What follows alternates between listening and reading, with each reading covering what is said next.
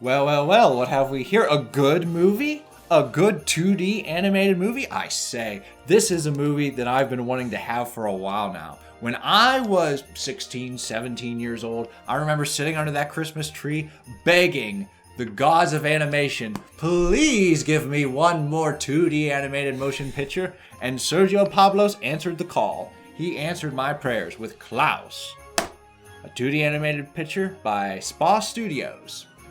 So, here at Pupcorn, be sure to like and subscribe, become part of our Pupper Pack.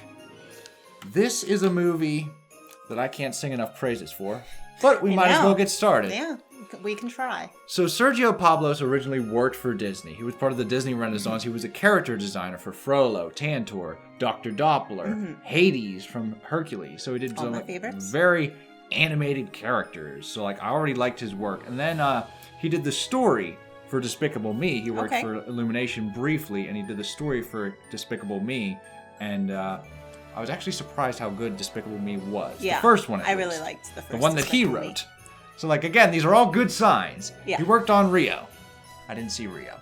But I didn't see a lot of the CG Disney movies. So around the late, 2014, 2015, he forms his own animation studio, Spa Studios, in Spain. Okay. And he wants to bring back the 2D animation. He wants to bring back... Because the first time I saw this, it looks 3D, but it's not. That is 2D animation with 3D lighting. A nice stylistic choice. I feel like it's new. Not too many 2D animations have that. I think it was a nice way to bridge the gap between people who prefer the CG animation because it looks more real, and the 2D, which for some people think appeals to kids. Yeah. But it really doesn't, but I don't think we're ever going to shake that notion for a long time. I mean, Family Guy. Come on. That 2D animation. Well. But anyway, with this Christmas movie, I'm not a big Christmas person. Season-wise, movie-wise, just in general. I get into the spirit close to Christmas, but for the most part, I'm definitely Halloween. I love this movie. Yeah, this was a very good movie. I saw this for the first time last year, and I was just like, I have to tell everybody, hey, all you people, hey, all you people. It was basically just I have to spread the love of this movie. Yeah. I got my wish. Now it's time to just jam it down everyone's throat who will give me a chance. I mean, it's just so well done, and the character development is spot on. Especially, it's not overly Christmas. Right. It is extremely Christmas. It's the origins of Santa Claus, but it has a very real touch to it that I feel like adults and children both enjoy. Wholesome humor. It's not there's dirty jokes in there for the parents that the kids don't get, or it's overly childish. I feel like anyone can enjoy this movie. Absolutely. It's a family film. It's not just a children's film. What's happening right now? Oh no. Holy mother! And on top of that, the plot. It takes the old Christmas tradition, kind of does some modern twist with it, turns it on its head, and gives you some good characters. We have Jesper, played by Jason Schwartzman. He is a lackadaisy, kind of laid-back, spoiled mailman. He's a spoiled brat. Very much so. I love the opening where it's militarized. You think they're the army or something, and then you find out it's mailman training. And you have this big guy with scars on his face and all that stuff give this letter to this kid that's in a tent, very Greek godlike, and that's when we find out that they're mailmen. Yeah. They're mailmen in training, so it's not in fact the military. And his father is the head of it all, and he's just well, I guess there's no future for me. Guess I'll just go home and sleep on the silk sheets. And his dad's oh no, you're not getting off that easily. You're gonna become a mail person in Smeerensburg. Now Smeerensburg is this whaling port in the middle of It's based off of Smeerenburg. It's Swedish? Dutch. It's a Dutch whaling port, so it's pretty similar. They just added an S in the name. Yeah, so he gets a sassy sailor, played by Norm Macdonald. He is such a sassy boatman. I love it. Jesper's sitting on the boat, and he's is the weather always like this? And then he's shivering, and he's very clearly cold. And the boatman is well, we're having a bit of a heat wave. So it adds to Yeah. don't trust anything the boatman says. Exactly. And that's highlighted when he arrives at the island. He's just like, where's the welcoming party? Yeah. Where is everyone? Jesper is expecting people to be thrilled at his arrival and they would want to have a party for him, and no one's there. Like, it's this desolate town, and the boatman is like, oh, go ring the bell and everyone will come out for the party. Jesper falls for it, he rings the bell. Mogan's laps it up how gullible this guy is. So he rings the bell, and all of a sudden, all these people come out of nowhere, and they just start fighting and beating the hell out of each other. Yeah. And it turns out that Smearensburg is a feuding town. Yeah. Because So it's between two families, very similar to the Montagues and the Capulets. These are the Crumbs and the Ellingbows. yes. And they're feuding so bad to where the children just cause chaos. There's a really funny scene with that creepy little girl with the snowman. Oh my god. And she takes this carrot and she just slowly stabs the snowman while making direct eye contact with Jesper. It's really funny. I had a good hearty chuckle at that. I was like, hey, look, this can be creepy for people like me too.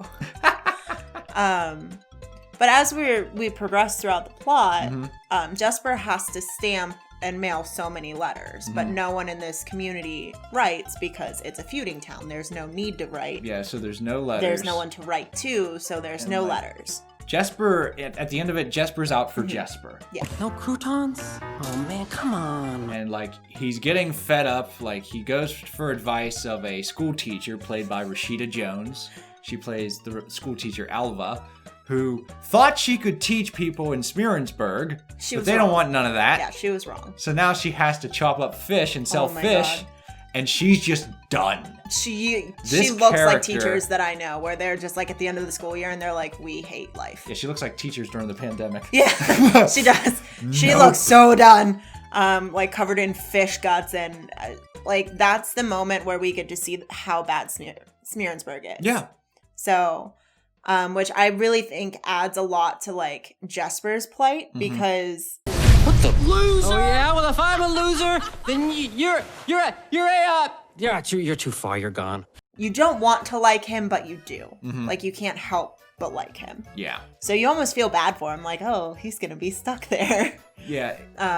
It's a mix between serves you right. Yeah, also and whoa, stuck here for a while. oh. It's a little harsh. Yeah, but then as the plot progresses, he's trying to deliver mail. He's trying to get people to write letters, and there's this creepy little kid in the attic of this giant house. Yeah.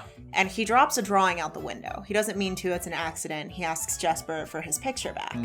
And Jesper has an idea of well, for a penny, I can mail it back to you. Yeah. So trying to get this kid to give him a penny so he can stamp the letter and mail it back so that he can start making his quota to go Right. home. Yeah. And the kid doesn't have a penny, but his dad comes and he has Scares big Jesper dogs off. and scares Jesper away. So Jesper starts running away. He has that drawing and an envelope in his mailbag. So He gets fed up Yeah. because he can't bribe, he can't swindle, Yeah. he can't do anything to get letters. he can't get anyone But to he write just a letter. spots one house way off in the distance. And he thinks, okay, maybe it's not connected to this stupid town. Yeah. Maybe there's somewhere I can send a letter. Right.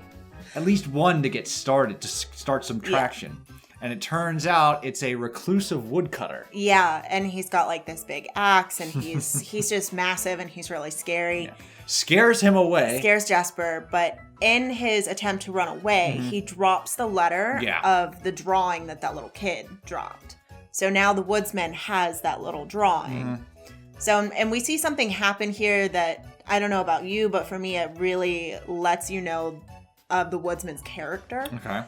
Because he is this big, scary guy, and you see him cutting wood, and he looks like he's gonna axe murder everyone. Yeah. But then he sees this little drawing, and it zooms in on the sad little kid's face, and he just is overcome with something deeper. Yeah. And it's just, there's an expression on his face that is oh, I see what's going on. Well, there's also I see an what's gonna importance happen.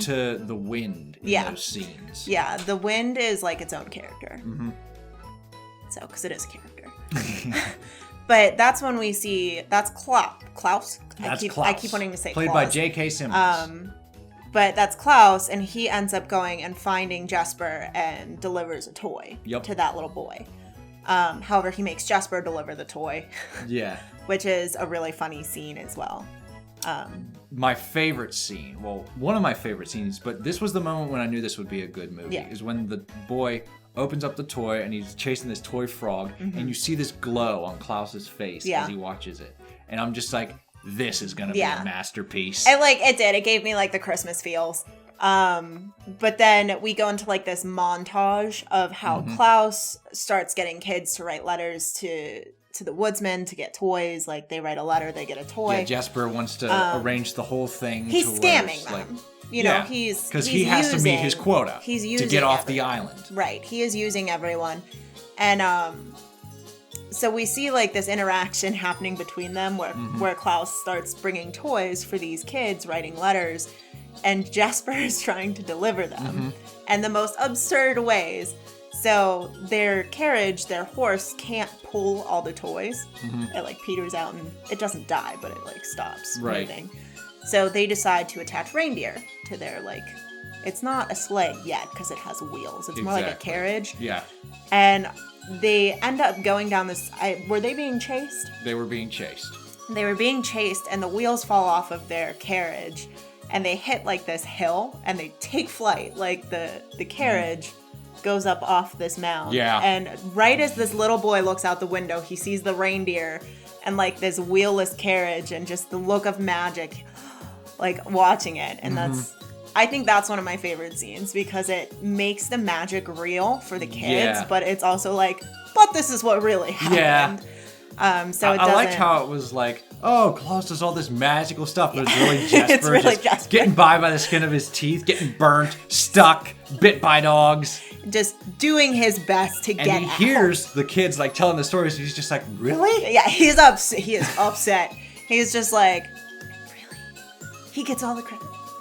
But no, the story is very clever in figuring out how to adapt like the spirit of Christmas, getting presents down the chimney, laying out cookies, the naughty list, lump of coal, all that stuff. So all of that is kind of like Jesper's doing. So he's like the one that starts the traditional Christmas. But as the movie goes on, we see more and more of like the community itself is no longer fighting. Yeah. Because kids don't want to be put on the naughty list. They want to get their toys, so they start helping their parents, which means the neighbors can't mess with the other family because the kids are getting things done before it can be ruined. So we start seeing like this community start to build and get along. Yep. So in the two like the matriarch and patriarch of the families are like, no, absolutely not. And by this point, we see Jesper still trying to get out. He's still only looking out for number one, but he's having fun now. Yeah. So like he enjoys there's like some his conflict. relationships and the friends that he's making. So he enjoys that. And you mentioned this would probably be the only flaw, and like it's a small flaw, but it is a flaw, is that the story is very predictable. Yeah. Even by what we're saying, it's just like we have a selfish character, gets in weird uncircumstances.